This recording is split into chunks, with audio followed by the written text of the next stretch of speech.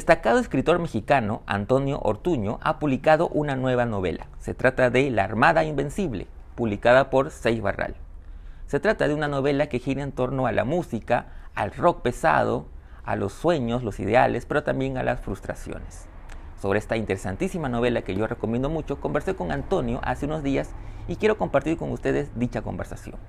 La novela, si bien es cierto, todavía no se puede encontrar en Lima, la pueden conseguir gracias a Busca Libre en su página web y también pueden seguirla a través de sus redes sociales en Facebook e Instagram. Y a nosotros también nos pueden buscar en Instagram como Letra Capital Oficial. Ahora bien, sin más preámbulos, lo dejo con la entrevista a Antonio Ortuño aquí en Letra Capital.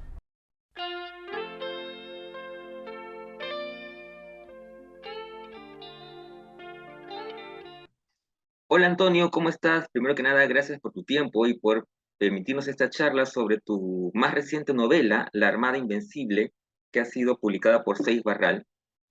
Eh, y que si bien es cierto, todavía no llega oficialmente acá a Lima, yo la he podido conseguir gracias a un amigo que estuvo de paso por México. Y la he leído y realmente la he disfrutado mucho. ¿Cómo estás, Antonio? Pues muy bien pues contento por el diálogo y por la charla, Carlos, y desde luego porque pues hayas leído y te haya gustado la Armada, ¿no? Que está escrita en mexicano cerrado, entonces, aunque no estamos tan distantes con el lenguaje en Perú, pero sí se abren luego pues espacios verbales interesantes en esas diferencias entre la jerga de un lado y otro, ¿no? Es cierto. Bueno, yo quería empezar un poco, antes de hablar de los temas que quisiera abordar y preguntarte, iniciar la charla preguntándote algo que para mí siempre es una curiosidad, casi una obsesión, que es el origen de los libros, ¿no? Como de repente, ¿cuál fue el primer chispazo, ¿no? Que te hace en algún momento decidir escribir esta novela, que está anclada, como no podía ser de otra manera por el título y la portada, en la música, pero particularmente en el metal. Cara, yo creo que las novelas vienen de muchos sitios y comienzan en muchos momentos. Eh, Llevaba muchos años con la idea de escribir algo al respecto de la música. Yo crecí en una familia como el menor de hermanos que solo escuchaban rock. En mi casa solo se escuchaba rock desde que yo era niño. Mi madre trabajaba todo el día y yo era el menor de los hermanos y solo se oía rock. El resto de la música era la música de los demás, la de los vecinos, la del transporte público, pero no la mía, ¿no? Eh, Desde luego que en la adolescencia, sobre todo, hice tentativas de escribir textos narrativos que tuvieran que ver con el rock, pero nunca me dejaron satisfecho y derivé hacia otras eh, temáticas, hacia otros intereses en la parte, digamos, literaria, aunque siempre he seguido oyendo rock. Y será hace unos 6 años más o menos que apareció como la ambición un poco más articulada de escribir algo en serio, de retomar la temática musical y la temática rockera. Y el resto fue pues trabajo de racionalizarlo y de ir tramando, ¿sabes? Los hilos de la ficción. No es que haya tenido un momento de epifanía en la que apareció la novela en mi cabeza, sino que fueron varios momentos distintos, se fue como transformando la idea. Tenía yo muchas notas ya sobre cosas que me interesaba para el proyecto de novela que todavía estaba más o menos informe.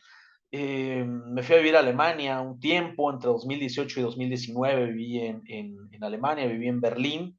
Y en esa temporada, además, bueno, de que iba a muchísimos conciertos, Berlín es una ciudad con una enorme actividad cultural y musicalmente en cuanto al rock, es casi incesante, es raro el día en que no hay un concierto de todos niveles, desde conciertos de estadio hasta tocadas en los barecitos. Y eso fue un impulso grande, ¿no? El estar como tan en contacto con algo que en mi ciudad no es tan frecuente, el que haya tocadas del rock, que a mí me gusta. Eh, Todo eso conspiró de alguna manera en favor de la escritura del libro y ya digamos que el concepto de la Armada, tal como terminó en la novela, creo que terminó apareciendo justo como a mitad de mi estancia en Alemania, que se prolongó, te digo, muchos meses, fueron poco más de un año, alrededor de 14 meses lo que estuve por allá. Más o menos a mitad de la estancia, la idea que yo tenía en ese momento era como una historia escrita por un viejo rockero mexicano que se había ido a vivir a Alemania, pero la verdad es que no me terminó ni satisfaciendo ni pareciéndome interesante el asunto de la migración alemana, pero sí lo del viejo rockero que trataba de recuperar las memorias y finalmente pues ahí apareció la puerta hacia la Armada tal como se dio, ¿no? Sí, porque, digamos, uno de los temas principales, por lo menos de mi lectura, y que justamente tiene que ver con lo que decías del viejo rockero, es que es una novela sobre el paso del tiempo, ¿no? Sobre el deterioro del tiempo, y de alguna manera hay como una especie de espejo, digamos, por decirlo de alguna manera, ¿no? Entre los personajes de hace 20 años, ¿no? Jóvenes, con los personajes en el presente, cuarentones, y claro, quizás eso también le da el tono medio melancólico que también por momentos tiene la novela. Sí, la, la, a ver, a mí me parece que la narrativa, que el centro de la narrativa, si lo tenemos que reducir a su mínima expresión, la narrativa se distingue de otras formas literarias porque el tiempo transcurre en ella. En la poesía puede o no haber un transcurso temporal en el texto, hay muchos textos poéticos que parecen ocurrir al margen del tiempo, que ocurren en el lenguaje, que ocurren con imágenes, en donde no hay una especie de concatenación de hechos que requieran al tiempo como un elemento vertebrador. Y lo mismo sucede, por ejemplo, con el ensayo, ¿no? Con la reflexión puede, desde luego, acogerse a una cronología, a una suerte de narrativa, pero en muchas ocasiones tampoco lo hace, ¿no? Y no es una característica sin la cual no exista el ensayo, sin la cual no exista la poesía, pero la narrativa requiere que el tiempo transcurra. Y en cierta medida podríamos decir que narrar es registrar los efectos del paso del tiempo sobre las personas, sobre las situaciones, sobre el clima, sobre la luz, sobre el paisaje, sobre lo que sea, a la velocidad que nosotros lo decidamos, pero el tiempo va a transcurrir. La narrativa no puede ser estática. Cuando es estática fracasa, porque no narra, porque el tiempo no ocurre, ¿no? Y sin el tiempo no ocurre, no hay narrativa. Podrá haber prosa, podrá haber otra serie de elementos, pero narrativa no.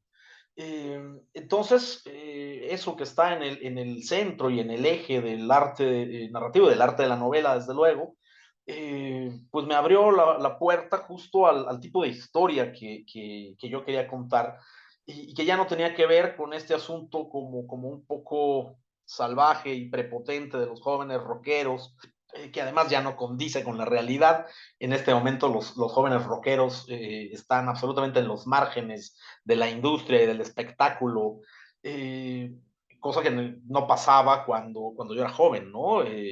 Para mí, durante una larga temporada en mi adolescencia y juventud, pues el rock podía ser lo más importante del mundo y había elementos para justificar que para mí fuera lo más importante del mundo, como para el fan del fútbol, el fútbol es lo más importante del mundo, etcétera. Pero imagínense que el fútbol ahora solo se jugara en algunos campos medio oscuros, ahí los domingos en la tarde, cuando desocupan los de otro deporte más popular, que no hablaran de él en la tele, que no se hablara de él en las plataformas, que todo estuviera lleno por todos lados, no sé, de básquetbol o de waterpolo o de algo completamente distinto.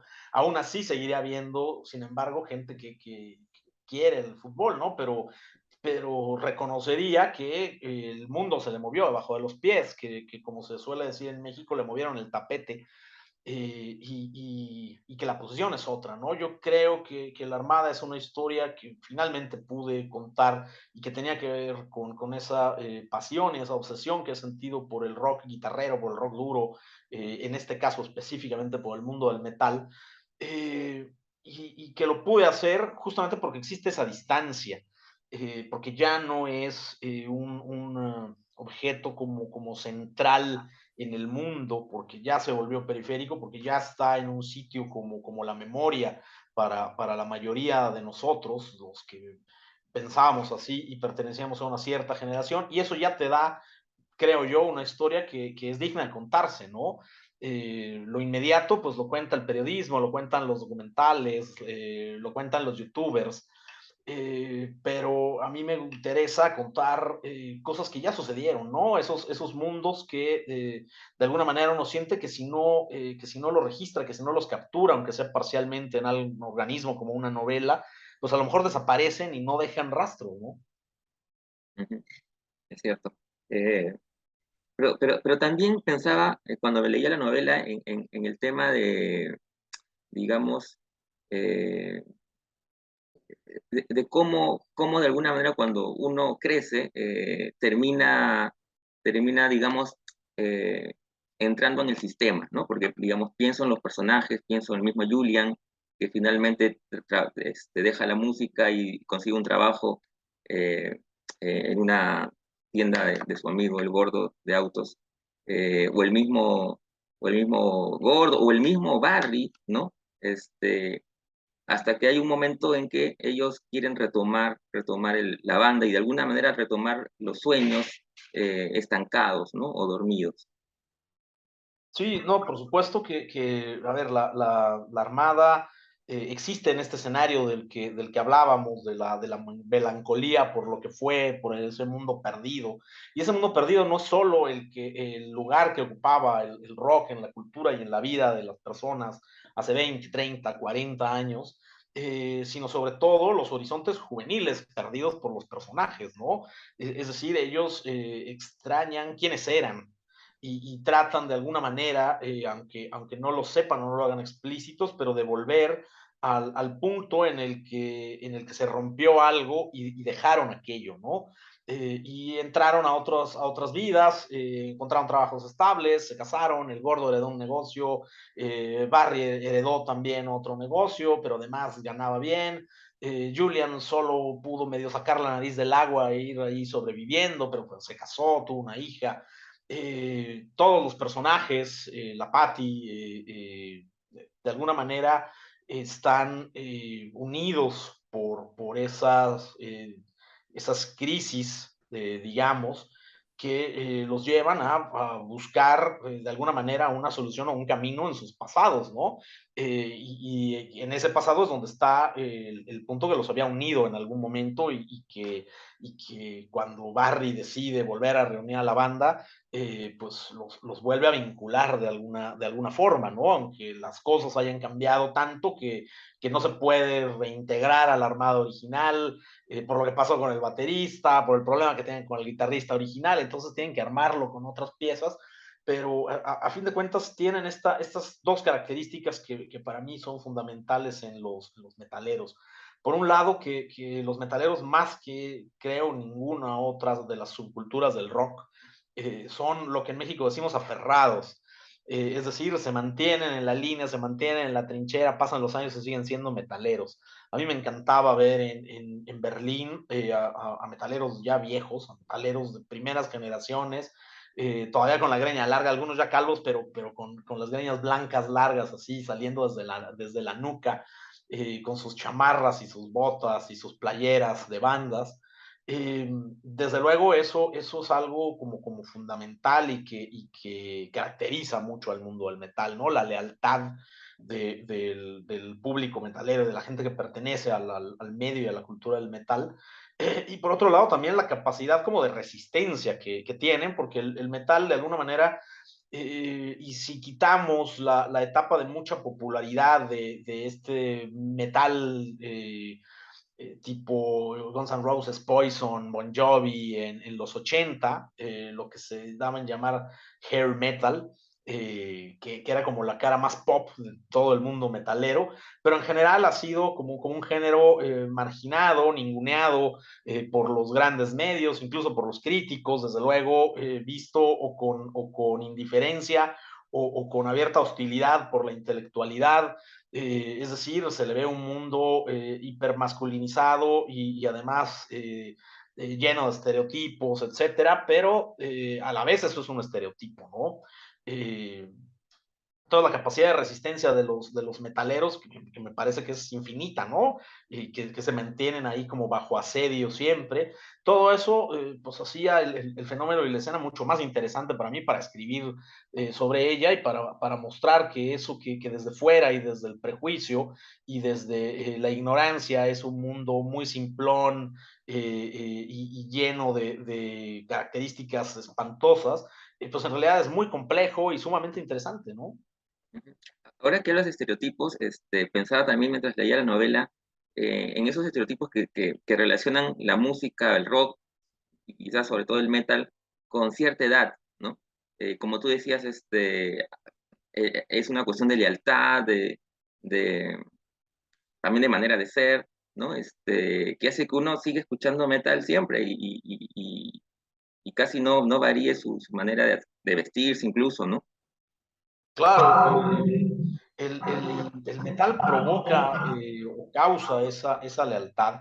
Desde luego que hay gente que escuchó metal en una época de su vida y que luego terminó yendo, no sé, a Phil Collins o lo que estuviera de moda, pero el metalero, el metalhead, se dice en inglés metalero en México, en todos lados, en España creo que lo siguen llamando heavies, tiene una identidad muy profunda, anclada en el metal, porque además el metal, y eso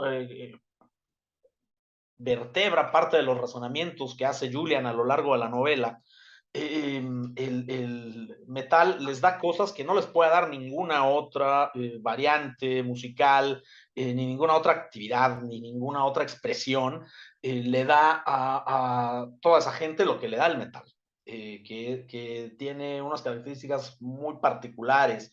Entonces, esa capacidad, sí, como de aglutinar a las personas,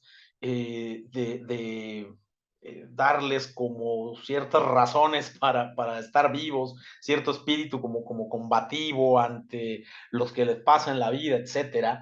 Desde luego no es solo una filosofía de autosuperación, ni siquiera es una especie de filosofía unitaria el metal, ¿no? Pero sí tiene como unos ciertos valores ahí que aglutinan a las personas y qué es lo que finalmente hace que se mantenga vivo, ¿no? Digo, en México, por ejemplo, pues siempre ha vivido marginado, insisto, y casi perseguido, si no es que perseguido abiertamente, muy mal visto en términos generales, pero aún así hay una enorme tribu metalera, ¿no? Hace unos días acaba de haber un concierto de Iron Maiden que llenaron hasta las banderas el Foro Sol, que es el sitio más grande para conciertos que existe en México, metieron como 60 y tantas mil personas a algo que parece un estadio, una arena gigante. Hay muchos conciertos y cada vez más de bandas metaleras que vienen a tocar y en general son conciertos que tienen muy buena respuesta por parte del público. O sea, sí hay un público y una cultura metalera fuerte. Lo que pasa es que es casi completamente underground, ¿no? No lo ve la intelectualidad, no lo ven los medios de comunicación y mucha gente preferiría que no existiera, pero ahí están, ¿no? Y esa característica que creo que además comparten con esta obsesión juvenil por odiar a los viejos y por declarar así como que todo lo que pasó después del año, o antes del año 2010 en realidad no existió, ¿no? Ahora que odian a Scorsese porque no solo hace un montón de películas, sino porque sigue mirando al pasado y sigue rescatando cine muy antiguo y tratando de que se le vea, etcétera. Eso es algo que se comparte en general. Hay una especie de odio civilizacional por el pop contemporáneo, por lo que pasó antes. Detestan al pasado, quizá como reacción a que no son bien vistos en general por la gente mayor. Entonces, pues la respuesta, que es increíblemente arrogante e infantil, desde luego, es decir, que solo esto existe, que estos son los mejores artistas de toda la historia de la humanidad, ellos son los que tienen toda la razón y todo lo que existió antes no sirve para nada, ¿no? Desde luego es una especie de diálogo de sordos que a mí me parece muy divertido, pero a fin de cuentas yo también tengo una edad, no es que quiera ser como neutral al respecto, ¿no? Creo que no es ni mi papel ni me interesa. Sinceramente, yo no ando oyendo el radio y todo lo que escucho, o la mayor parte de lo que escucho de pop contemporáneo me parece abominable. Pero no es porque sea contemporáneo, a mí nunca me ha gustado el pop en toda mi vida. Y desde luego eso crea también una manera de ver al mundo y construye una poética que se refleja en la novela, ¿no? Aunque yo no soy los personajes y trato de construir personajes que tienen como su propia lógica y sus propios juicios, es decir, las bandas favoritas, por ejemplo, de estos personajes no son necesariamente mis bandas favoritas, ni las canciones que les gustan más a ellos son las que más me gustan a mí. Traté de darles esa suerte de libertad de criterio, de que fueran congruentes con el tipo de personajes que son, y de pensar un tipo como Julian, qué tipo de música le gustaría y por qué serían, cuáles serían los matices entre la música que le gusta a ella y la que le gusta a Barry, o la que le gusta al gordo, que es algo de lo que se habla bastante en la novela, ¿no? Claro, esa parte tienes que ser metalero para entender esos matices a plenitud. Pero a la vez no creo que sea una novela exclusivamente para metaleros, ¿no? Lo mismo que no hay que ser pirata para disfrutar una novela de piratas. Exactamente. Justo sobre eso también, mientras leía la novela, pensaba en ese este, listen o esa lista de 10 canciones con las que empezaron haciendo covers, ¿no? Sí, De si eran tus 10 canciones o temas favoritos, ¿no? sí, no, Pero no. no lo son, no lo son. Es decir, de casi cada banda de ellas hay canciones que me gustan más. Ni siquiera son los temas más característicos en muchos de los casos Exacto. de las bandas, Ujú. sino esencialmente pensé en canciones que les pudieran gustar a los personajes, que tuviera a caballo entre el heavy un poco más clásico y el thrash metal, que justamente ellos están un poco en ese momento, cuando comienzan a tocar, y que pudieran tocarlas con relativa facilidad, ¿no? Eso pensé también, exacto. Que son un trío, excepto, por ejemplo, no se puede tocar con facilidad ninguna canción de Iron Maiden, porque Iron Maiden tiene 2 o 3 guitarristas, y Ujú. ellos solo tenían un guitarrista, y por lo tanto lo justifican, ¿no? Diciendo, bueno, pues la canción de Iron Maiden, pues la tocábamos con más problemas, porque no podíamos doblar el requinto, ¿no? Eh, Creo Claro. que eso le da como una vitalidad a la novela, el hablar de cómo se arma esa lista por las necesidades, y te termina hablando de quiénes son esos personajes y un poco casi de cómo tocan. No se describe jamás, que eso es algo que para mí era importante, eh, que yo lo vi leyendo muchísimos libros y viendo muchos documentales, eso no para documentarme para la novela, sino porque es algo que me interesa. Cuando entrevistan a los músicos, es muy raro que los músicos se claven hablando de su propio trabajo, ¿no? Hablan de las circunstancias, hablan de las cosas que ellos oían y demás, pero no tienen esa obsesión de los fans por ver de dónde viene cada línea de cada canción, no describen el tipo de sonido que hacen, ellos lo asumen porque ellos hacen ese sonido, ¿no? Y yo quería que así hablaran Barry o hablara Julian, ¿no? Que se habla mucho de la Armada Invencible como organismo, pero puedes terminar la novela y no tener una idea muy clara de cómo suena la Armada Invencible, ¿no? Porque todas las pistas están ahí sueltas a lo largo de la novela. Desde luego se presiente que es una banda metalera y puedes un poco saber el sonido pues por la lista de los covers, pero para mí era quitarle tiempo a lo importante que eran los personajes, el tratar como de construir como si fuera una especie de fan y desde fuera esa explicación del sonido de la Armada, ¿no? Ujú. Ahora que hablas de los personajes y digamos que lo importante que es en la novela los personajes, pensaba justamente en el proceso de escritura, ¿no? Por ejemplo, eh, en ese tono medio ensayístico que también tiene, porque hay mucha reflexión. De hecho, Julian hace muchas reflexiones sobre bueno, su vida, pero también sobre la escena eh, eh, musical, ¿no? Pero también me llamó mucho la atención el juego de voces que haces, ¿no? Si bien es cierto que eh, la narración la lleva en gran parte el mismo Julian, pero se establece un juego de voces que termina siendo muy oral la novela, ¿no? Eh, Sí, claro, tiene una cierta coralidad la novela, que es algo que yo buscaba por distintas cosas. Por un lado, este recurso del documental que empieza a grabar el sobrino del gordo, sabes que es un jovencito además que tiene como ínfulas de antropólogo y que Antes había grabado un documental sobre los tastuanes, que son los danzantes tradicionales en Guadalajara, y con esa misma óptica quiere hacer a uno de metaleros, lo cual ofende muchísimo a Julian. Eh, pero da la oportunidad de que orgánicamente, sin necesidad de pensar que hay una superconciencia que va pasando entre personajes, orgánicamente, pues la novela se vuelva coral, ¿no? Habla Barry, habla el Gordo Cebes, habla Patty, habla incluso la Lupita, ¿no? La La exmujer ex de de Julian. Julian.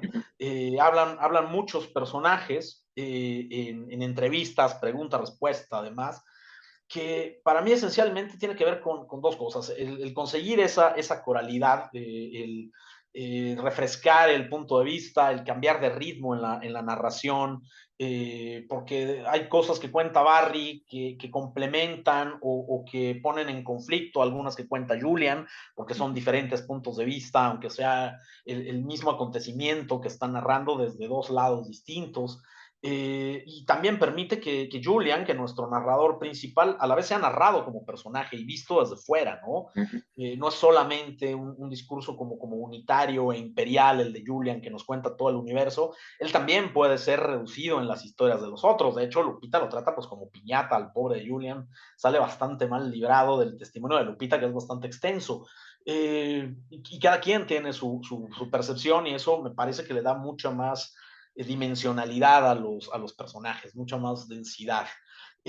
Por otro lado, también justo en la tradición del rock y de la incipiente historia sobre el rock, que todavía no es una materia que propiamente aborden historiadores, en general la historia del rock la han contado los periodistas, y los periodistas musicales, que suelen ser parte de la escena rockera, ¿no? Es decir, no suelen ser periodistas como externos que escriben sobre mil cosas y una de ellas es el rock, sino que en general suelen ser periodistas muy especializados, a los que les gusta mucho la música, etcétera, quienes han ido contando. O sea, el rock se ha contado a sí mismo a través de los documentales, a través de un montón de libros que esencialmente están construidos con entrevistas, ¿no? Y que a mí me parecen lecturas fascinantes. Yo me he perdido muy felizmente, no sé, en el libro este gigante que hay sobre los Beastie Boys, que son un corta y pega de entrevistas con ellos. Hay uno muy similar de The Clash, incluso no solo de bandas, sino de escenas completas, ¿no? El rock independiente gringo en los 80s, el punk en Nueva York en los años 70, etcétera. Ese tipo de documentos a mí siempre me han parecido lecturas fascinantes, y tienen mucho que ver con el hecho de que haya terminado escribiendo La Armada Invencible, ¿no? Un poco homenajeando hasta cierto punto ese tipo de libros que han sido una de mis lecturas favoritas durante muchos años, desde luego cuando esos libros están bien hechos y cuando hablan sobre cosas que me interesan. Eh, entonces, para mí era fundamental esa posibilidad extra, ¿no? De recuperar ese tono un poco documental alrededor de una banda de rock, porque me parecía completamente lógico y completamente pues enraizado en la manera en la que el rock se ha contado a sí mismo, ¿no? Eh, un poco para terminar, Antonio, eh, ¿tienes, digamos, algún proyecto encaminado? Porque tú manejas muy bien no solamente la novela, sino también el cuento, con libros también estupendos de cuentos. ¿Cómo va eso? Pues mira, la realidad es que tardé muchos años en escribir La Armada, y en medio, de hecho, de la escritura de La Armada, apareció una novela juvenil, apareció un libro de cuentos, apareció hasta un cuento para niños que tiene que ver con el viaje de ida y vuelta de mis perros a Alemania, que se vinieron conmigo a Alemania y regresaron desde luego acá a Guadalajara conmigo también. Eh, entonces, eh, la Armada sí me llevó a un nivel, porque además es la más extensa de las novelas que he escrito de largo. Prácticamente tiene el doble de tamaño que la mayoría de mis novelas, e incluso que la anterior más extensa, que fue la primera, El Buscador de Cabezas, pues es como 50% más extensa la Armada. Eh, Realmente fue un desgaste importante, ¿no? Además, también escribo y reviso guiones de cine, hago otro montón de cosas. Eh, Entonces sí, en este momento tengo una novela que comienza a desarrollarse, está como en las etapas iniciales, pero sí pienso tomar como un respiro, porque los últimos años han sido muy vertiginosos. También la pandemia obligadamente aumentó muchísimo mis horas de trabajo, prácticamente desaparecieron mis descansos porque estaba yo encerrado con la computadora, entonces pues me pasé la mayor parte del tiempo escribiendo y revisando. Eh, Viene una novela, pero no sé cuánto tarda, a lo mejor se tarda 2, 3, 4 años. También tengo un proyecto de libro de cuentos, pero lo mismo, está en etapas iniciales y tardará. Ahora mismo lo que quiero tomarme es una especie de respiro. Y antes de que venga lo siguiente, ¿no? Tengo muy claro cuál es lo siguiente, tengo bastante claridad al respecto de mis 2 o 3 novelas siguientes, ya sé por dónde van y más o menos cómo son, pero hay que irles dando su tiempo, ¿no? Estoy muy contento de haberle dado todo el tiempo que le di a la Armada, tanto para esperar a que madurara la idea en mi cabeza, como el que le di de horas de trabajo directamente en la máquina, leyendo y revisando, por esa característica justo del lenguaje oral que mencionabas en una pregunta anterior. Pues fue todo un brete. Es una novela que no propiamente tecleé, sino que dicté en aplicaciones que convierten la voz en texto y que sobre ese material como volcado del dictado, que desde luego queda a veces un galimatías rarísimo, estuve trabajando muchos años en la corrección y en el pulido y en la reformulación como literaria de esos dictados, pero tratando de conservar ese elemento de oralidad, de inmediatez, de lenguaje vivo, que me parecía que era indispensable para la novela. Entonces, como cada novela la escribo de alguna manera distinto, eh, incluso cambio de lugar, cambio a veces de horarios y de métodos de escritura, porque estoy convencido que los métodos de escritura tienen algo que ver, a veces mucho, a veces menos, pero algo que ver con la prosa y el resultado final. Entonces, todavía tengo que descubrir el método de la nueva novela, ¿no? Y eso se puede llevar un tiempo largo. Bueno, estaremos atentos y pacientes, no te preocupes. Siempre es un placer conversar contigo, Antonio. Muchas gracias.